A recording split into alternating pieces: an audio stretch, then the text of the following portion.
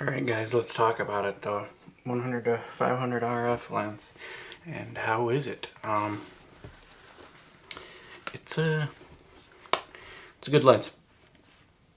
Long story short, but it is overpriced. Let's see, how is this working here?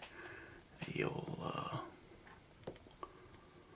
autofocus on my R5, huh? Looks like it's struggling just a little bit, kind of pulsing. I'm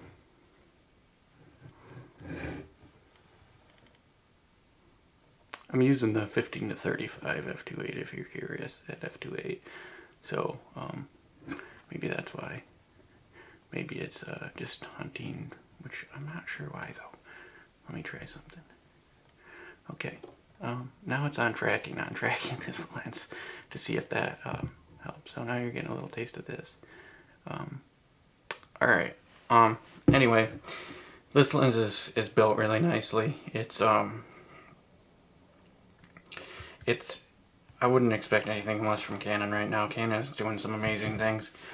It has a tight and smooth adjustment for the barrel, and I know they're like first version of the L100 to 500 or 100 to 400, I believe, had a feature like this, but I believe that tromboned out, and I think that's partly what it's for.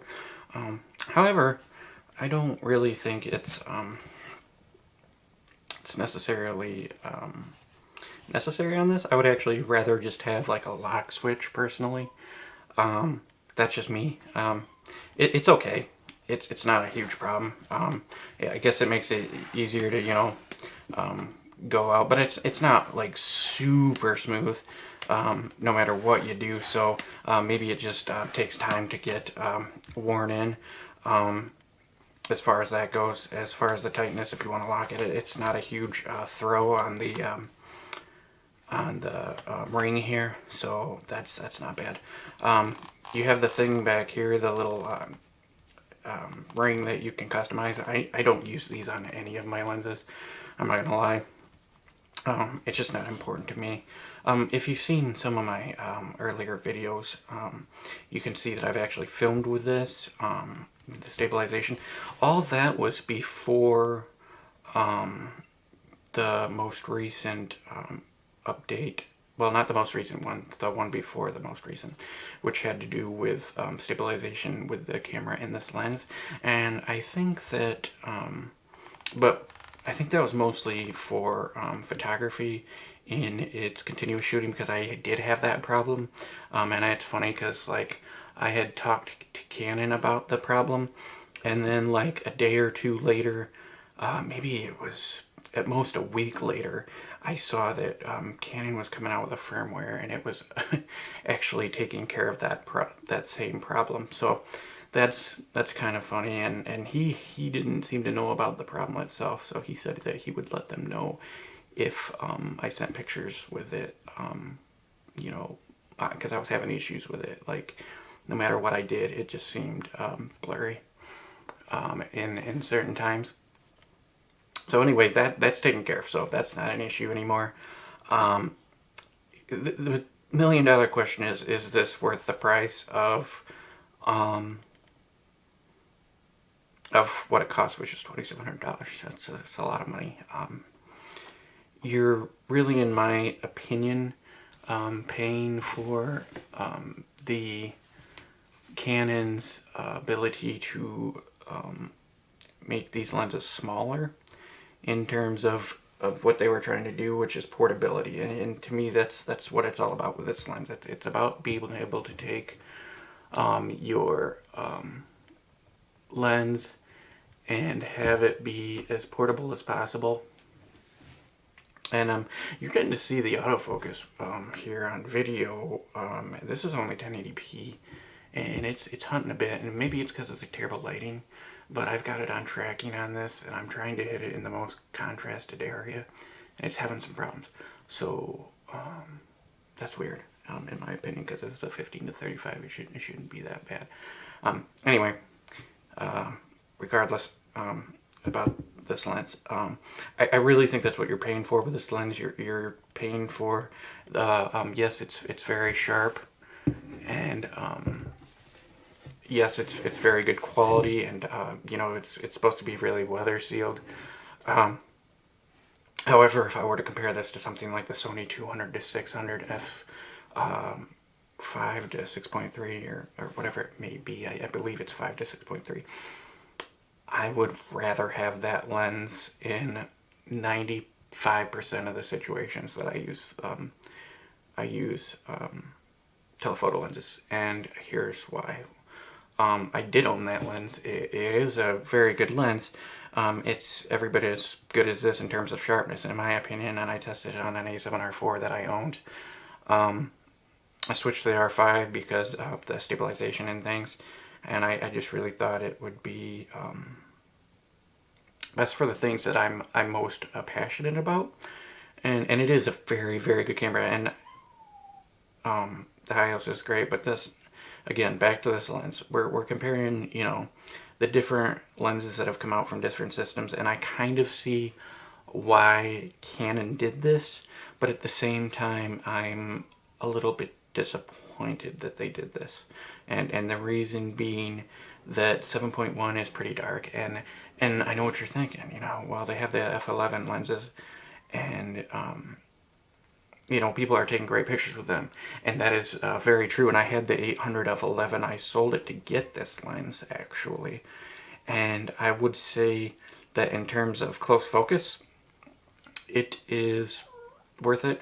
However, everything else, the 800 is really, it's a sharp lens, and yeah, it's f11, and I'm kind of ripping on the aperture of this, but mostly because that they did come out with that lens and the 600.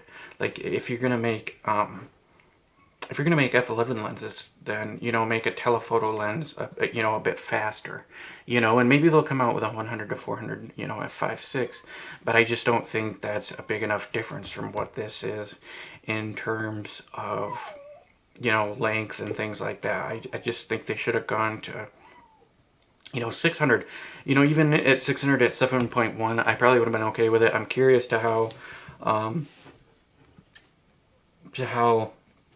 you know, much bigger it would have been. I would have liked to have seen like a copy of it. Now, for the 5% of what I was talking about with 95% of the time, I would have rather had a 200 to 600, is that the 5% is when you want to travel and you want to go to different cities or around the country, and you want to pack smaller, and that's where this lens is nice. You can keep it in a bag, and you're going to be a much smaller option than you would be with something like Sony's 200 to 600, and likely Nikon's 200 to 600 coming up. So there's that. But I do like the fact that those companies have a 100 to 400 that you can choose from. That's one that's, you know, a 5.6 variant, and whereas with this, you're basically always choosing a smaller aperture, and so I would say that's the difference. So am I hating on this lens? No. Part of me loves it. Part of me absolutely loves this lens. I can take it. I can take it without a strap, or I can take my camera without a strap and carry this around. I can take it without the tripod collar. Like, I don't feel like I need to carry it with a tripod collar like I do with every other lens I've ever used that's a telephoto lens. So it has its bonuses, but you have to be willing to forgive the aperture, which I think would be fine, honestly, if this lens was $2,000 or less. And that is where, you know, you're really, I think, kind of paying for, like I said, Canon.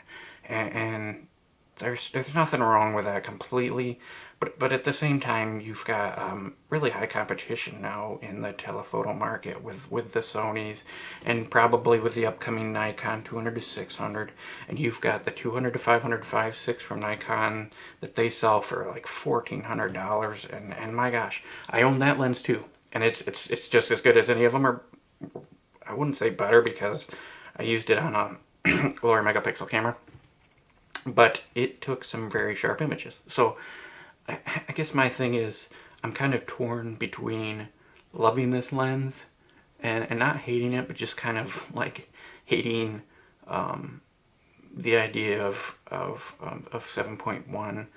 And the reason why is the teleconverters, because if I want to put a 1.7 on here, you know, I go to f10 essentially, and I would say that's my biggest issue is, you know, you're going to f10 instead of something like f8. Maybe that's not a huge difference. You know, if the birds are in flight, that's really where you're going to notice the difference. And that's when I noticed it when I used the 800 f11, was when birds were in flight and it's not a completely clear day out. You're going to have to use high ISOs. And if they're further away and you have to crop in, you're going to have more noise, which, you know, with editing software and things like that, isn't as big of a problem now. That being said, preferably you just have a little bit faster aperture on this lens. Overall, though, the build quality is obviously, it's excellent. I like it. Like I said, it's just, I thought that the aperture wouldn't be a huge problem. I just think it's more of owning the other lenses, like pretty much every other lens that I've owned. I really thought the area where this would excel over the other lenses was autofocus performance, with the linear motors, dual linear motors or something, and I found that it's just it's fast, but it's not as so much faster than like the other lenses that you're like, okay, this is huge. And I think that's the biggest problem, because I actually sold I had a Sigma Contemporary 150 to 600, and with the adapter I was using that, and you know, you might think I was crazy to buy this, but I was like, well, it's smaller and it's native, and I was like, okay, this is gonna have to be faster, right? Well, and just in my testing, it's really not. Like, it's not super noticeable. Now, you know, I can't say that I have test images of doing both at the same time, but I have shot both plenty to know, on the R5, to know that it didn't seem like much of a difference when I was shooting birds in flight and things like that. And if you guys want to see some samples, I'm gonna try to get some on here. But with this, obviously, with this lens, and that being said, it is a good lens. Like I said, it's just, to me, it's a little overpriced. I hope it comes down sometime. I don't see it going down a ton, maybe to 2,500. But again, you're just paying an absolute premium for this lens for its more compact size, and that's something that needs to be considered. The 800 f11 is actually lighter, and that lens is, you know, a lot slower. But it also reaches 300 millimeters further without a teleconverter. And if you add the 1.4 to this, you get about 700 millimeters, I believe, and you're getting about f9, f10 at least. So you're really only getting a stop, and you're getting 100 less millimeters. So if you want to shoot long, and you know you're going to shoot really long, just get the 800 f11 would be my opinion. The one big difference, like I said, that really I also kind of liked about this was it does have a more macro capability. Like, you can shoot insects, you can shoot you know, birds a lot closer than you can shoot with the 800 f11. So that is something to consider as well. The 800 f11 has the worst close focus distance I've ever seen of any type of lens in my life. So you have to be far away, and it expects you to be far away from the birds that you're shooting. So if one surprises you and it's close, you're not probably going to get it. With this one, you would. So, yeah, just things to be considered. Overall, I like the lens, but like I said, I'm kind of torn between its compact size and its aperture at the 500 mark. And like I said, I wouldn't have as much of a problem with it if it was 600 millimeters, because you're getting an extra 100. I don't know what that would have done the size of it. But again, you know, portability is the deal with this lens. You're paying for that largely, and you know, I'm sure it's very well weather sealed and everything like that. That being said, the Sony was really nice in terms of the way that you could, everything was internal. It was probably the heaviest one I've used. The difference being with that though, the zoom being internal, you could zoom it very fast. So that was nice. If I was to be honest, that's probably still my favorite lens in terms of telephoto lenses, because it gives you that reach at 6.3. It's not a huge difference from 5.6, but it gives you that 600 at 6.3. At 500 at 7.1, you know, obviously your depth of field is not going to be as good. Like, you're going to get less blur than you would on the Nikons and the Sonys. So, and even the Sigmas that are much cheaper. So that's something to consider, you know. And if you're not against third-party lenses, I would highly look at the Sigma as an option. The Sigma Contemporary. It's plenty sharp in my opinion. 6.3, and it autofocuses well enough. It is going to be considerably heavier than this lens though too, and less packable. So things to consider. Thanks for watching, guys. If you want to see more videos about my other lenses that I have for this system, let me know, and I will post pictures. I'm going to do my best to figure out how to do that, because I've never done it before, but if you see them on here, I figured it out. Alright, thanks guys for watching. Goodbye.